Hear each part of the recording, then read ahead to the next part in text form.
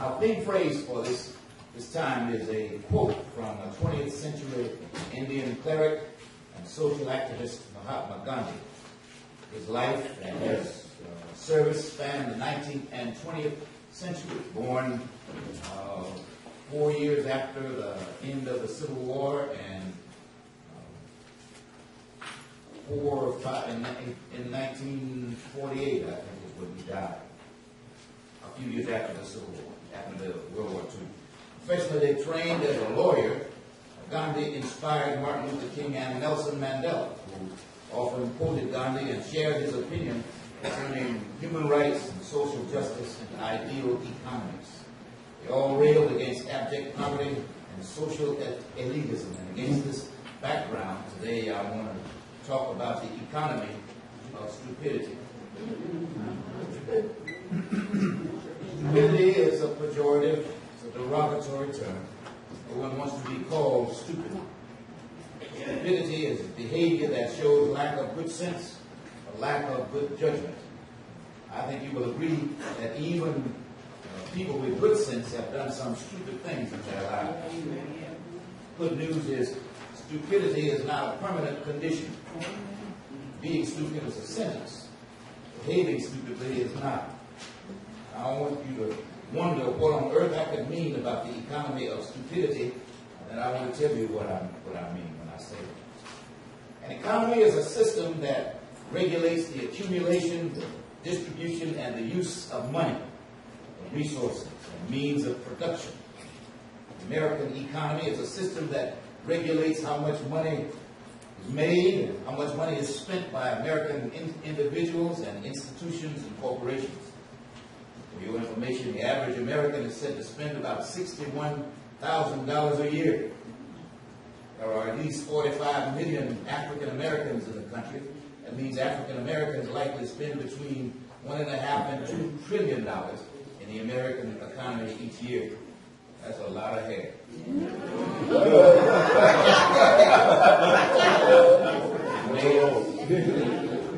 And clothes, and makeup, and caskets, and guns, and bullets, and cars, and gas, and telephone, and cable service. I'm just saying. Know that a regional economy is connected to things like how many goods and services are produced and consumed on a regional level, how much money people have to spend on things. Statistics report that African Americans in Hampton Roads spend $10 billion to $12 billion every year. That's why so many people are interested in what you think and where you go. The American economy is the larger one, which politicians and pundits point when they are asked what is the most important problems Americans face. Their flippant response is often, it's the economy is stupid. Such an attitude suggests that our biggest problem is obvious and it's easy to understand. How money is made, how money is spent. Truth is, our economy is anything but simple. The American economy and the Hampton Roads economy began to be formed after some white people traveled from England and settled on properties then occupied by indigenous families. Imagine sitting on your front porch and watching some strangers come in and build a fire in your front yard. I used to work for a fellow who told me from time to time about a home that his father owned and rented out to another family in New Jersey. And when the owners were tired of the tenants living in that home, and the tenants refused to move out, Buster and his family decided that they just move in with the tenants. So they moved in until the tenants got the idea that the owners couldn't be put out, and so the tenants finally left. A bold venture like loading up all your possessions, traveling across the continent, could be seen as courageous, or it could be seen as outrageous. The white settlers thought they were being courageous, perhaps like Abraham was. The natives must have thought that the settlers were outrageous. The first settlement, established in Jamestown, Virginia, 60 miles away from here in 1607. Many of the original settlers are said to have come to this country to escape religious persecution. They were in search of religious freedom, they say. Some assistance from kind, generous Native Americans, the settlers flourished, even though they brought diseases against which the natives had no immunity. In 1619, a Dutch ship traveling between the Caribbean and European interests in the Dutch Republic was running short of supplies. They decided to put in a Jamestown settlement to traded some cargo that they had in exchange for food. The commodities that the Dutch had to trade were 20 Africans, who by then made up part of the workforce in Caribbean sugar plantations. At the time, slavery was not the cruel institution that ultimately it would become. Most of these were sold as indentured servants, with some expectation that there was a season during which they would serve, after which they'd be able to earn their freedom. By the time the slave trade was outlawed in 1808, even though slavery did not end until the end until the Emancipation Proclamation, slavery became a horrific institution like we know it to be. Slavery was the answer to the problem of labor-intensive work in sugar in the Caribbean, tobacco and cotton, sugar and rice in the colonies. Great Britain and Spain, France and the Dutch Republic and the American colonies all craved cheap labor and were all willing to sell their souls to get what they wanted, which was rich. A now debunked story of the letter of William Lynch. The letter purports to tell how 18th century owners were to maintain control of their enslaved laborers who had a bad habit of trying to get away from slavery. Imagine that. Physically and mentally abuse them, undermine family integrity, denigrate the importance of education, deny their access to learning, make being black and smart against the law, control use of language, separate potential allies, people who spoke the same languages or members of the same families, manipulate their thoughts and tell them what to think, elevate the importance of sexual prowess and exploit the desire for sexual gratification. This cruel slavery system sustained an economy, be careful with this, that created family wealth that has been handed down through generations. So while many American families enjoy wealth that began to benefit from free labor performed by enslaved people to accumulate wealth 300 to 400 years ago, the money's still in the family. Very few African American families are able to point to assets in their families more than 100 years old. Most cannot point to assets more than 50 years old in the family. And sadly, only a few show much interest in leaving a financial legacy for their children's children. In our time, the details of the mythical Lynch letter describe a self-imposed commitment to an economy of stupidity. Too often, we practice on ourselves and on each other the awful procedures outlined in the Lynch letter like a blueprint for self-destruction. Take physical and mental abuse. Too many kids answer, I don't know, when asked a question about future planning, about hopes, about dreams. Too many big fights or joint fights.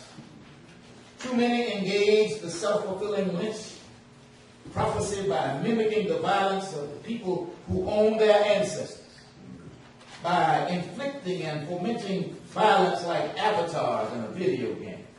The problem is you don't get a new set of lives when the screen says game over. Too many of of us find ourselves engaged in the undermining of family integrity. Too many babies make babies and cannot support them. And they raise them to repeat the cycle of promiscuous behavior without the benefit of family support between husband and wife and their children. Years ago, family separation was deliberately used as a weapon to control, to humiliate, to intimidate enslaved people.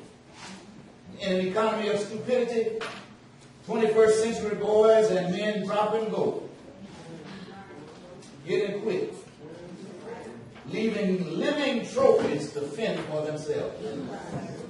It is exactly what the Lynch letter imagined. Control them by destroying the unity of their family. It degraded the importance of education. I'm tired of having people say, you don't need that much education. Most of the time when I hear people say, you don't need much education, they don't have much. Have you noticed being smart has lost popularity? Have you noticed how many uneducated people decry the importance of education? They control the use of language. Everybody ought to write this down. English, not Ebonics, is the language of the American economy. I see, I saw, I saw. Never I seen. Never we seen. I have seen. I might have seen. But I never I seen.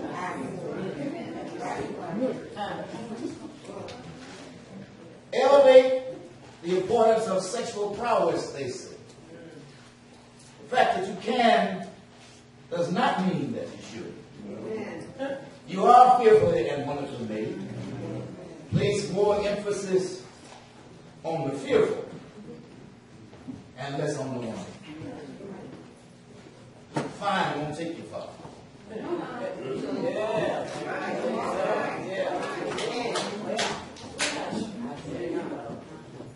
They make poverty look normal. Mediocre can never be our goal. The projects were never supposed to provide a permanent residence. They're designed to be a temporary residence for people who needed some help to get on their feet, so they wouldn't be outside. Projects are not supposed to house multiple generations. You're not supposed to be born and die at the same address. You're not created with poverty in mind. God's plan is for your prosperity, for your hope, and for your future. They created among us sub-economies beneath the radar of the American economy. Economies based on crime and drugs and violence, drug dealers, an economy of their own, pimps and prostitutes and gamblers, and human traffickers with money they can't put in the bank. Children, if you want to be rich, don't bet on the lottery. Bet on yourself. Choose a career, a legal enterprise that provides goods and services needed by the mainstream. Become excellent at what you do and pay yourself. The first Africans and their descendants were hard-pressed to overcome their circumstances. But little by little, over 400 years, things have changed. And you and I are fortunate to live in the best of these 400 years. We have access to participation in the American economy like never before. We have the power to change things. For the 21st anniversary of the Emancipation Proclamation in 1886, abolitionist former slave Frederick Douglass delivered a timeless speech in Washington, D.C. Douglass said, "Where justice is denied, where poverty is enforced, where ignorance prevails, and where one class is made to feel that society is an organized conspiracy to oppress, to rob, degrade them, neither persons nor property will be safe. Our cities are not safe. The country is not safe. The world is not safe. Because all that Douglass warned against is being enforced by them, or allowed, and too often embraced by us. I said, with Gandhi, the King, the youth, let us be the change we wish to see in the world. Expose the lies that ill-define your identity. You are not limited as a person to who other people say you are, or to what other people say you can do. If anything can be learned, you can learn. And if anything can be done, you can do. Education is important. And you control how much of it you obtain. Learn all you can. You will need it one day. And the further you go, the higher you grow. I want to take you higher. Commit to creating wealth that survives your death, so that your children's children benefit from the sweat of your brow and the wisdom of your years, and the painful lessons that you've learned, even through suffering, self-inflicted losses, or from losses forced upon you by others. You don't have to break your leg to know that a broken leg is painful. Don't trust everyone to tell you what's really important for you. You can trust some people. You just can't trust all people. And God can help you tell the difference between the truth and a lie. Learn to tell the difference between someone who is for you, someone who is against you, and someone who doesn't care about you. All three groups exist in the world. Someone who doesn't care about you is likely to try to make you a victim of your own stupidity. But don't be victimized by the economy of stupidity. Stop doing stupid stuff. Stop doing things that show a lack of good judgment. Stop doing things that show a lack of common sense.